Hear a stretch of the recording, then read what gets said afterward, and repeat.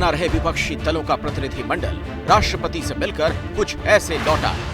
प्रतिनिधि मंडल में मल्लिकार्जुन खड़गे थे, अधीर रंजन चौधरी थे, अरविंद सावंत थे, कनिमोई थी, सुष्मिता देव थी, बहुआ माजी थी, ललन सिंह थे, राम गोपाल यादव थे, मनोज झा थे, संजय सिंह थे, संजय राउत थे। लेकिन विपक्ष का बड़ा चेहरा गायब था। विपक्ष के इस बड़े चेहरे का इंतजार मल्लिकार्जुन खड़गे को भी था। देखिए, माइक सामने है, लेकिन खड़गे साहब इधर उधर देख रहे हैं। खड़गे जेब में हाथ डाले खड़े हैं, कभी कागज देखते हैं। उम्मीद थी शायद विपक्ष का बड़ा चेहरा विपक्ष की इस बड़ी बैठक की प्रेस कॉन्फ्रेंस में पहुंच जाए। जब उम्मीद टूट गई, तब खड़गे ने मीडिया के सामने अपनी बात रखी।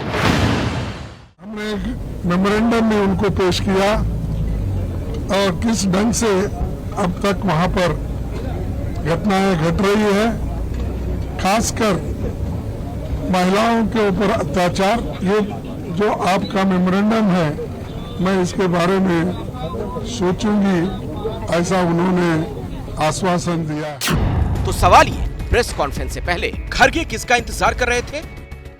वो कौन था जिसके लिए खड़गे इंतजार कर रहे थे? आखिर प्रेस कॉन्फ्रेंस में किस दिग्गज की गैर मौजूदगी ने विपक्षी खेमे में खलबली मचा दी?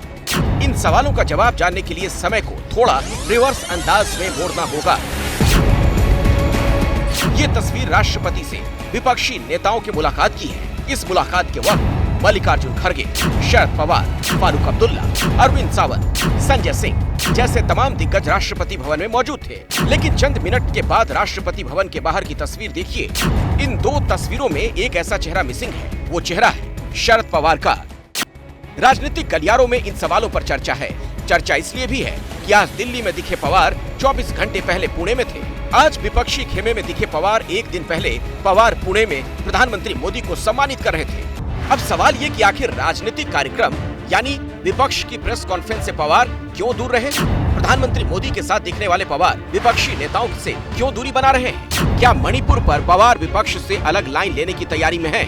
ये सवाल इसलिए क्योंकि इससे पहले भी पवार विपक्ष से अलग सुर अख्तियार कर चुके हैं। विपक्ष अडानी के मुद्दे पर जेपीसी की मांग कर रहा था, तब शरद पवार ने जेपीसी की मांग को बेकार बताया था। पीएम की डिग्री पर उठते सवालों के बीच पवार ने कहा था कि डिग्री कोई मुद्दा नहीं। अक्टूबर 2018 में शरद पवार ने कहा था कि राफेल विमान खरीद में प्रधानमंत्री नरेंद्र मोदी की मंशा पर लोगों को कोई शक नहीं है।